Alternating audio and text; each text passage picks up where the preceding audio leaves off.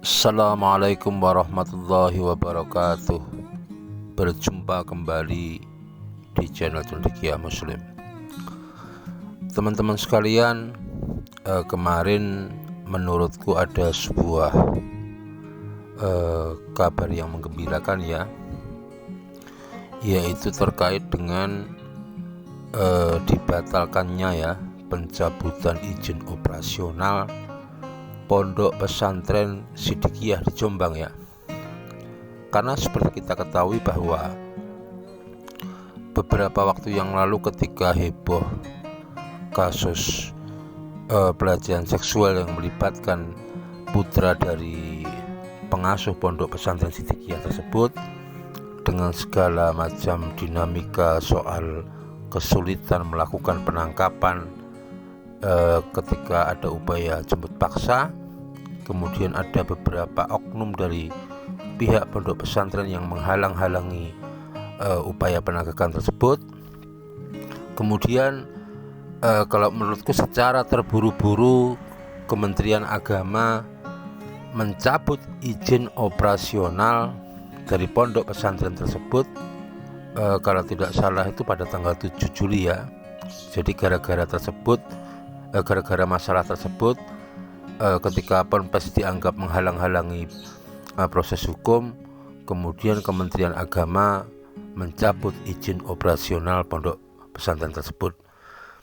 Dan alhamdulillah ya, ketika ada kritik dari berbagai elemen Islam ya, ini yang aku sebutkan elemen Islam lah.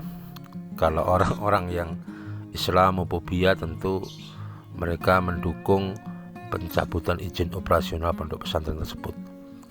Sekali lagi, ketika ada berbagai reaksi dari elemen Muslim ya, kemudian tokoh-tokoh Islam seperti Profesor Dr. Suteki ya dari UNS Solo itu mengkritik kenapa Kementerian Agama terburu-buru mencabut izin operasional Pondok Pesantren Sidikiyah, padahal tersangka pelecehan seksual sudah ditangkap dan ditahan, kemudian dipersiapkan untuk menjalani proses persidangan, dan pihak-pihak atau oknum-oknum yang menghalang-halangi proses penegakan tersebut juga sudah diproses secara hukum ya, sudah juga dilakukan penahanan.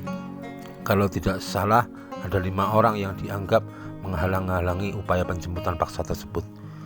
Jadi beberapa kalangan itu menilai bahwa yang terjadi itu adalah persoalan oknum, bukan persoalan lembaga. Teman-teman, situasi yang terjadi pada Ponpes Sidikiyah tersebut kemudian ya seperti menjadi sebuah angin segar bagi mereka-mereka yang tidak suka terhadap eksistensi pondok pesantren, apalagi mereka-mereka yang memang gemar melakukan hujatan kepada Islam, menuduh Islam itu mengajarkan tentang seks bebas, kemudian Islam itu rentan dengan pelecehan seksual begitu, seperti apa yang disampaikan oleh Paul Zong ya. Ketika perkara itu lagi heboh itu, Paul Zong itu membandingkan Holy Wing sudah ditutup, kenapa ini Ponpes tidak segera ditutup? Demikian juga Mbah Udin ya.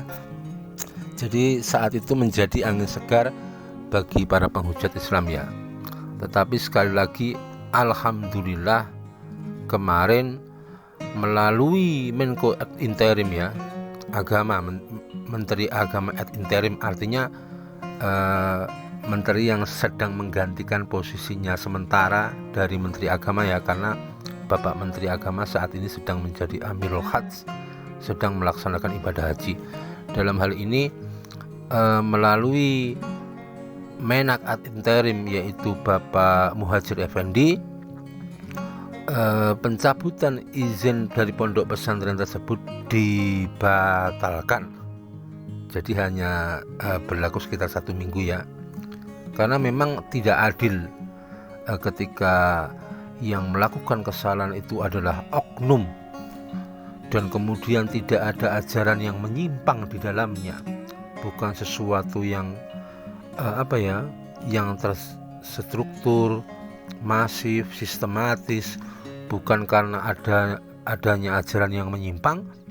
Kemudian sebuah institusi seperti pondok pesantren tersebut dalam tanda kutip dihabisi, itu tidak adil dan sangat diskriminatif begitu.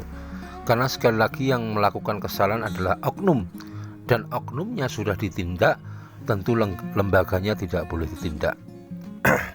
Karena kita ketahui ya, keberadaan pondok pesantren ini ya, sumbangsihnya, kontribusinya mulai dari zaman perjuangan kemerdekaan, kemudian awal-awal kemerdekaan sampai sekarang, pondok pesantren itu mau tidak mau harus diakui sebagai satu institusi lembaga pendidikan baik formal maupun non formal yang begitu banyak memberikan sumbangsihnya pada pembangunan negara ini.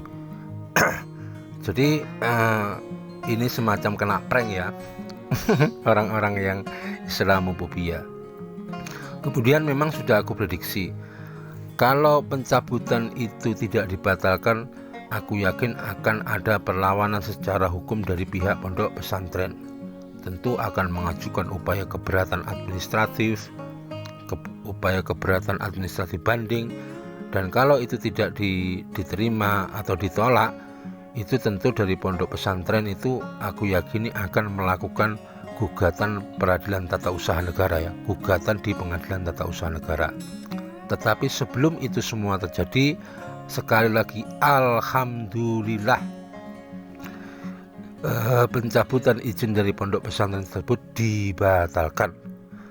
Karena kita bayangkan ya, bagaimana perjuangan dari para pendiri ponpes tersebut, para masyayikh yang sudah berpuluh-puluh tahun membangun, mengembangkan pondok pesantren tersebut. Bahkan kalau kita ketahui ya, calon presiden saat itu baik Bapak Jokowi maupun Bapak Prabowo sempat bersilaturahmi, berkunjung di pondok pesantren tersebut, dan salah satunya tentu mencari dukungan begitu ya untuk kepentingan pemilihan presiden.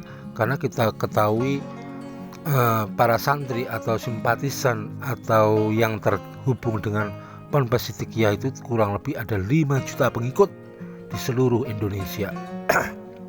Dan tentu aku tidak akan menebak terlalu jauh ya, apakah langkah pembatalan pencabutan izin operasional tersebut berkaitan dengan kepentingan pilpres ke depan atau tidak, itu bukan wilayah kita lah.